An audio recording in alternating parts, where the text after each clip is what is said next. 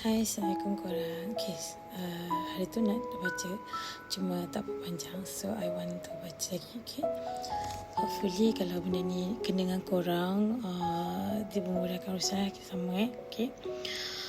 Pernah tak kau fikir, orang yang kau suka kau tengok, influencer ke, tokoh ke, adakah mereka buat kau rasa kau perlu jadi orang lain untuk layak disukai, okay?